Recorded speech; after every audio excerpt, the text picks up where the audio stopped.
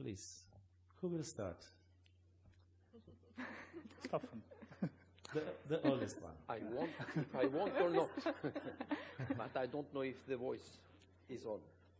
Okay. Is it then?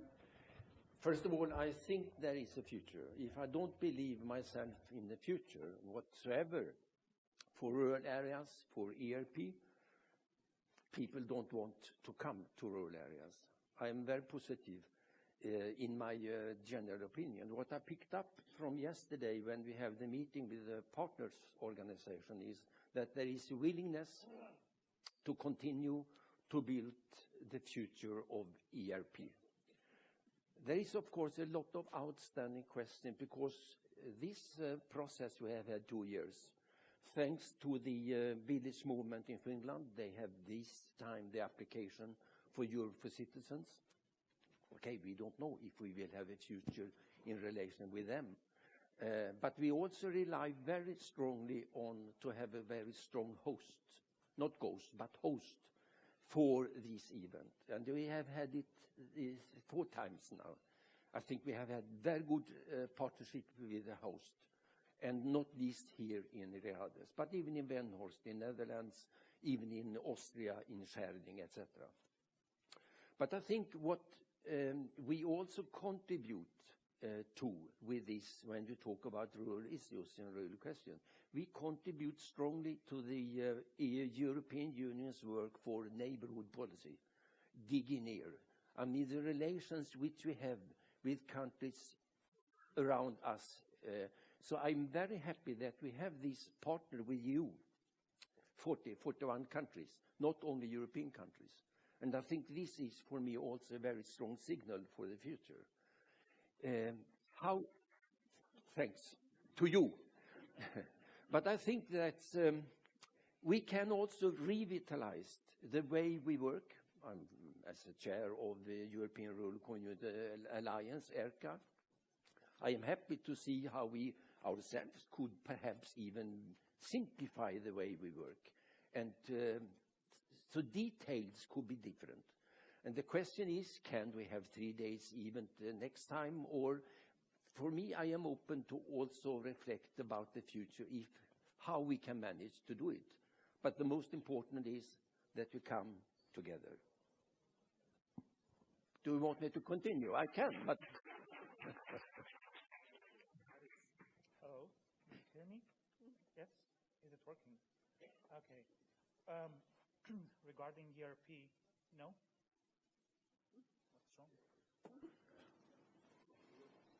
What's wrong? No? Oh, it's working now. Okay, great.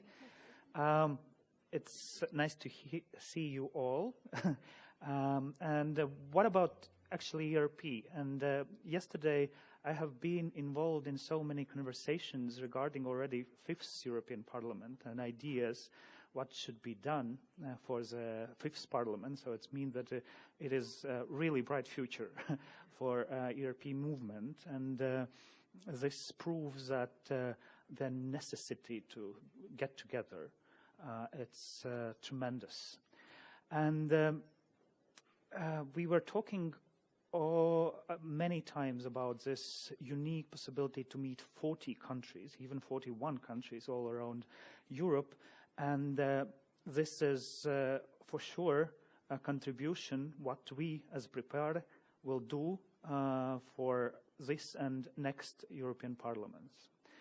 Because we need to break those bubbles of EU, bubbles of regionalizing our continent, and we need to develop is this gathering or this Parlar event for widening and involving more and more people who are really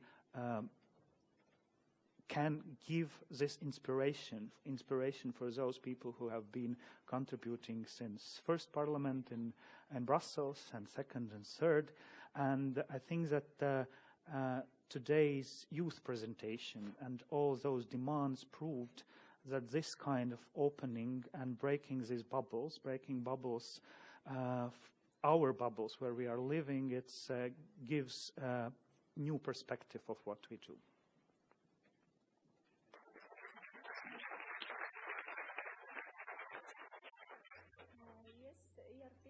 Can you hear me? Yes. ERP is certainly addressing an important gap to bring people together at grassroots, and I think we don't have no other that big network bringing together rural voice, and we have 40 countries, and certainly this is very much needed to gather all those ideas and thoughts together and form a joint manifesto to deliver at the European level. But also I think it's very important to work with grassroots and to deliver those messages on local level and national level, and through our national networks, of course it's possible, but also even we should maybe think about how to deliver those messages also on very local level. This is one thing, and also I agree with with my colleagues that I think we have gone through with this critical time period to survive, and I think ERP is now strong enough to survive and move forward. There are, of course, needed some changes, and we need to think with critical mind what we can improve. Also collecting information from grassroots. I think it's important how is the process of finally reaching to the manifesto actually, and maybe there are also some things in the process that we can improve so that people can more feel that this manifesto is really their own manifesto and their own document that is living its life in their territories. And yes, I also have the idea about this, like yesterday Marion brought this forward, this competition thing. You said, Goran, that we have 3 countries already interested in hosting, and yesterday we discussed about it, that actually there are, we got for this ERP, we got very equal applications to organize ERP, and I think we really need to think about maybe this competition is not good in the sense of collaboration and cooperation, and if those applications are so equal, and maybe just to think about how to put because ERP will survive, and certainly those countries who are interested in they can organize the event. So, and maybe we need also more clear coordination for the inside our steering group and European level, and also with national partners. And one more thing I would like to highlight is to strengthen the connection with youth, because I see this is a huge value we have having more youth in our process.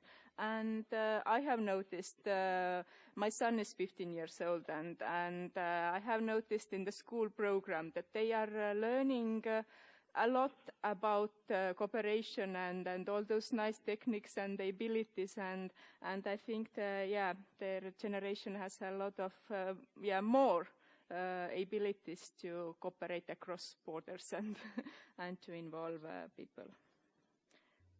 Yes, and from ELARD side also this that in the end of this month in Portugal we have our members meeting, General Assembly, and we will discuss also ERP and come forward with constructive proposals for future as well. Thank you very much to all 3 of you. We would like to open now the floor for you participating this event. And I already see the hand. Valerie, you wanted to come in with your thoughts. You're welcome. Maybe to take the microphone if there is one.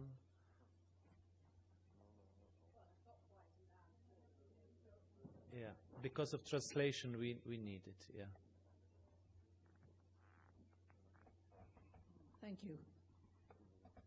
I think we mustn't forget that as well as meeting, which is absolutely critical, is that this sort of event gives us a chance to meet real people in real situations on their businesses in rural areas, and they are such inspirational and positive people.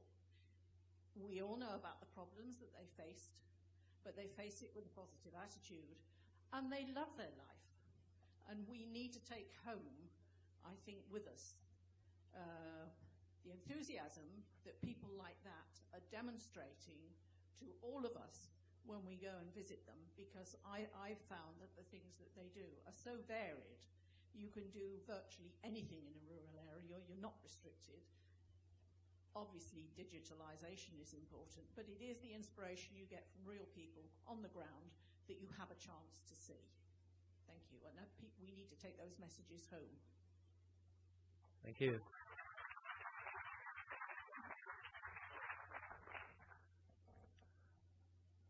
I don't see other hands. Maybe in the meanwhile. Oh yes, I see in the last part of the hall. In the end.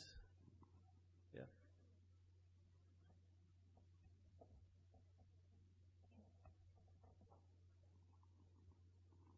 My name is Omar Ragnarsson from Iceland. We are a rural country. One very important fact. Without women in our times, well-educated, smart women on the age 20 to 40, each society is doomed. We have to realize this. The old times are gone. Workers with ladies in the houses. Now, it's the women of the world that can change things. Radical change. Thank you.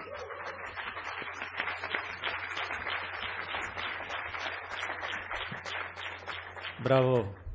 Maybe this is the moment that I share with you a nice talk which I had yesterday. A young lady came to me and said, we have an initiative. Do you think that we can do something with that? And then she explained that she is coming from women movement from 9 hours from here by car. And that was the reason why she had to leave. And she asked me if we can do something with that. And she said, our initiative is suggesting that we create the celebration of rural pride. And I found it so perfect, the idea. I said we have to give this from that floor, and I think this is now the moment to give support to them. They have set the date which should be celebrating this rural pride. But maybe here is Alistair maybe here? He was kind of talking with her more. If not, I apologize. This is very from the third hand message. So we will try to communicate with you this initiative from the one part of Spain, and the idea is perfect. Or maybe Maria can say something more about this initiative, or whoever can support this. We welcome any supportive words to it. But not necessarily. Yes, we have here the hand. Maybe the lady can help us with that. Hi, good morning. I would like to tell you about an initiative we have in Asturias. Reader, I don't know where is Rebus and Paz. I think it was 5 years ago, I'm not sure. They have an initiative called I Am Rural, okay? And it was for young people. So I think they were the first ones making this kind of initiatives to make young people from rural areas to be very proud of being rural, and also to show the urban students of the same age what they do in their countryside. Okay, so it was for a whole year. I think you were doing it for the whole year. I don't remember, it was a year.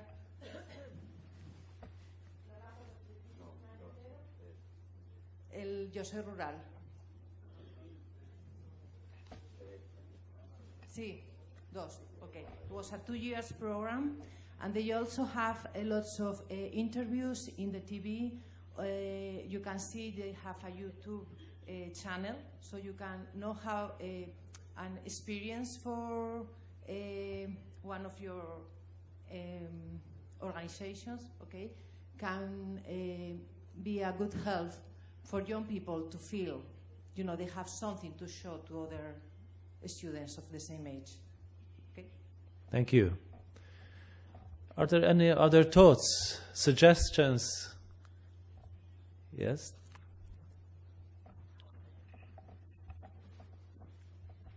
Yes, Katrina, I'm representing Latvian World Forum. Our organization had the honor to organize and to create a youth pillar within the European World Parliament movement. And what we wanted to remind to all the national partners of ERP that we would love to see in each delegation at least one young person to strengthen the youth pillar and to facilitate the creation of the youth network. And that was the first thought.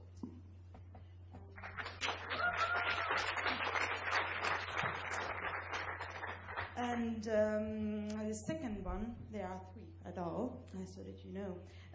We received a message that national partners would like to see also the youth involved in the organization of European World Parliament, not only in the European World Youth Parliament. And to respond to that, we have the competencies that we would like to share in a really functional way to help to co-create this event. Yes, that's the second one. And the last one, before coming to Candás, we have a lot communicated with all the youth participants of the European World Youth Parliament, and we have created a WhatsApp group for everyone who is still active. Everyone is in there, and everyone, we are sharing the messages right now, and even those who are already gone, they're back to their home, even those are still here with us, listening what's happening here. Yes, so we want to concretize this youth network, and we will have in a month a meeting with all the participants to have a feedback about the event. And we wanted to let you know, all the national partners, that we invite you to delegate one young person also to participate in this network, which is not closed only for partner organizations of youth project, which is open to maintain this beautiful energy that we have created here alive. Thank you. Thank you. Another colleague there was raising the hand.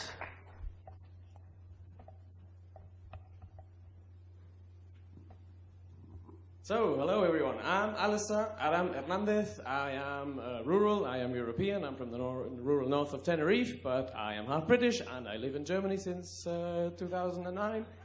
I'm a rural practitioner and researcher, and I wanted to raise awareness in relation to the 16th of November is thanks to a fantastic initiative of rural communities in the northeast of Spain, La Cuenca Mineras de Teruel. It's the Day of Rural Pride, coinciding with... So this is a Spanish initiative. Sorry, you were asking for me a second ago, and you were publicizing your book, and I went to get your book, and then I wasn't here. Sorry. So, the 16th of November, coinciding with the Day of International Tolerance. Sorry? Okay, sorry. I should talk a bit slowly. The 16th of November is going to be the day of the International Day of Rural Pride, thanks to a Spanish initiative. there is a Spanish hashtag, obviously not in English, so let us change that. I invite you to contact me after the plenary, and we put, social media, website up, and let's get that fundamental piece of social engineering, which is pride and identity moving, so rural communities can get up and rise. Thanks, that was it. Great. Let's support this. Maria, you wanted to say something. Here in front, we need the microphone. Oh, sorry, Maria. Yeah, I didn't see there. Yeah, sorry.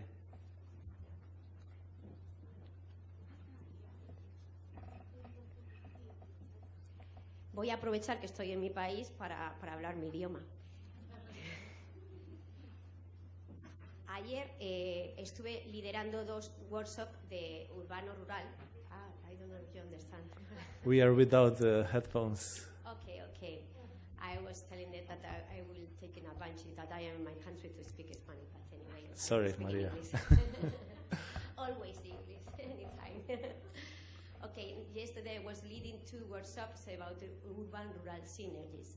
And one of my objectives was to have a hashtag, because I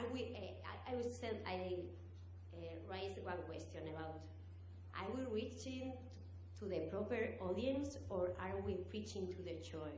Because sometimes what we do is related to the people who are in the rural areas, so we have to go further and to try to involve people from the urban areas. And my objective in the workshop was to create a hashtag. And in the first workshop, it didn't work right well, but in the second workshop, it took to hashtag. No future, no village. And people, rural people, worried about the future of the cities. We are worried about the future of the cities. So maybe we should start with a hashtag from now to move until and the impact that hashtag, that social media campaign will have after 2 years' time in the next ERP. So all of us, we can use the hashtag No Village, No Future, and trying to move into our local action groups in our countries and try to get involved the urban people. Is what we need. We should need more urban people to be here to hear about the possibilities they have in the rural areas, the benefits to live in the rural areas, and the opportunities, not only the difficulties. This is like you said before, we have to think about globally, start to think globally. We are always crying a little bit. Thank you.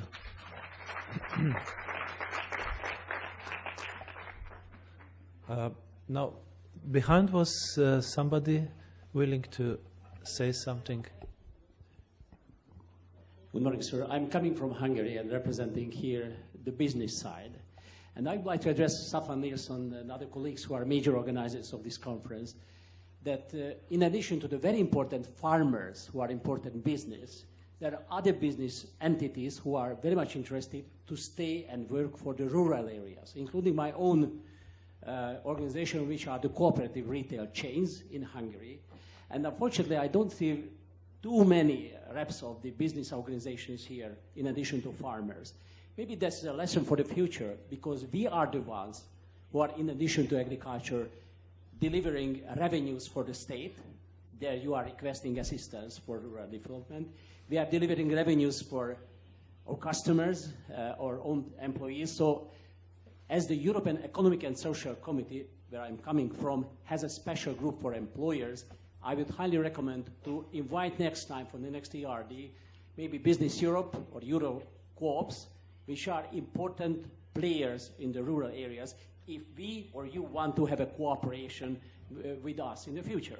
Not only asking or begging our governments or municipal governments in Spain for money, but involving business, which is key in our future as well, to have a developing rural area in Europe. Thank you. Thank you.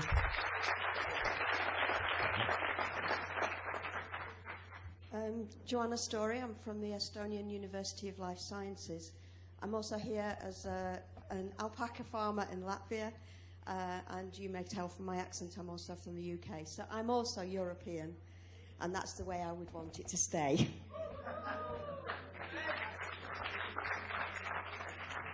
a little bit of what my thoughts are on the back of No Village, No Future, because I've heard that the rural areas can have a disproportionate effect on climate change mitigation measures.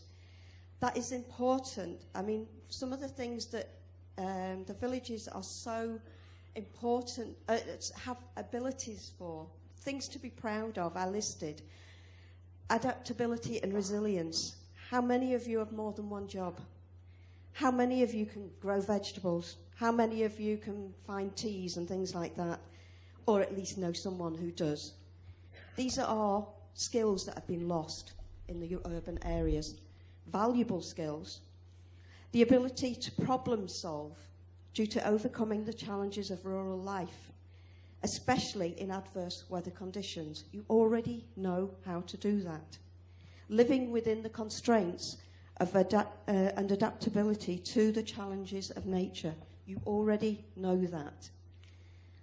These skills are needed in the future to address the challenges that confront us. So let's reframe the debate that we have got, that we have all these constraints, we have all these skills, we have all these gifts, and the urban areas need us. They're vulnerable unless the rural areas are thriving. So how can we reframe that focus of that debate to help the urban areas understand their dependence on rural areas and to release the appropriate funding to the rural areas? Let's take the debate to the urban areas and not always be on the defensive. Thank you. Now it's really time to give the floor to the, I think it's lady, waiting for quite some time for the microphone.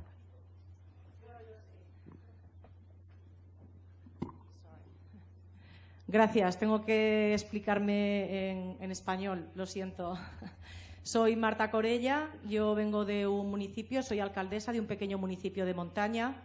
Soy indígena, aldeana de montaña en peligro de extinción, como tantos otros de las zonas de montaña.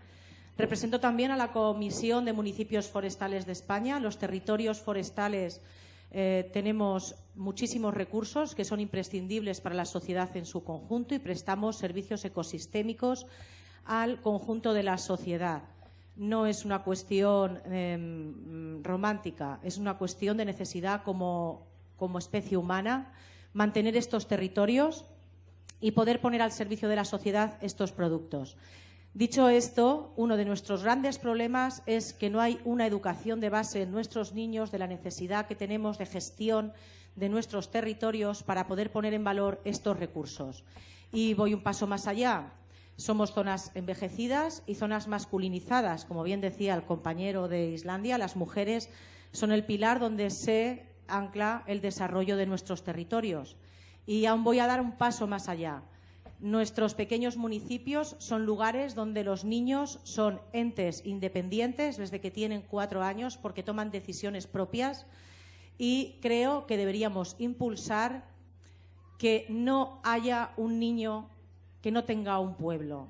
El derecho de los niños a tener un pueblo, a vivir libres, a entender la naturaleza y a disfrutarla, porque somos lugares donde la calidad ambiental es insuperable y lo que hacemos las personas, aun cuando dormimos, respiramos. Creo que tenemos que darles la oportunidad a estos niños, que son los jóvenes del futuro más reciente, de que tengan un lugar limpio, una naturaleza limpia, que entiendan el territorio como una fuente de recursos para el conjunto de la sociedad y que, pues eso, no haya, todo niño tiene derecho a un pueblo. Gracias. Thank you. Is there still some? Yeah. We will have to conclude slowly because of timing. I'm Angela from Italy. What about stopping of undervaluating ourselves? In these days, I'm staying in a wonderful hotel and I'm paying just 45 euros per night. I'm going to Lille in next week and I'm going to pay 145 per night. Yes, it's Candás, but this hotel has a spa inside. That's for free if you go there. What does this hotel, it's just an example, has less of the others? What about stopping and undervaluating ourselves, meaning that we go every day to work in a city maybe, but we are the one from rural areas, so we have to ask more because maybe we can arrive late, so we have to justify every day. And we are the ones that study the double, that travels the double, that works the double. We are more flexible. We sell our product with a few money. You come in a small village and you can find a local pasta, for example, for 50 cents. But if you buy pasta in a city, how much you pay? But that pasta of 50 cents has a more value because it's typical, because it's good, it's better. So what I live in my area is this. It's everything is undervaluating because we are rural. You're far from the city, so your hotel costs less. You're far from the city, so your university maybe is not the best one. Just this. Thank you.